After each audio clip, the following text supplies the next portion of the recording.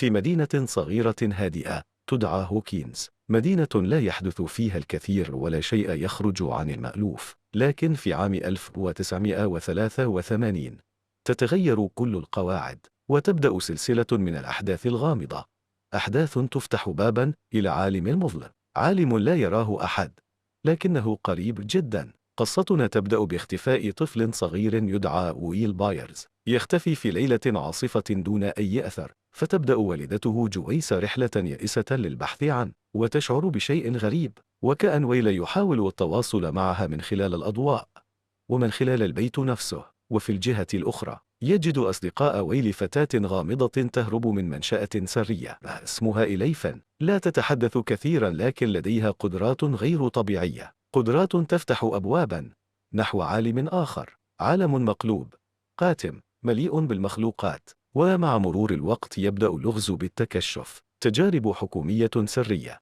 بوابة إلى عالم آخر، ومخلوق مرعب يعرف باسم الديمغرغون. تتعاون جويس مع رئيس الشرطة هوبر، بينما يخوض أصدقاء ويل مغامرة خطيرة للبحث عن متحدين الخوف والجهل والعالم المجهول. وفي النهاية يتمكنون من الوصول إلى العالم المقلوب ويعثر على ويل، لكن الأمور لا تعود كما كانت، فالمدينة بدأت تدرك أن هناك شيئا خلف الجدار، شيئا يراقب وربما سيعود. وهكذا ينتهي الموسم الأول، بداية حكاية أكبر بكثير من هوكينز.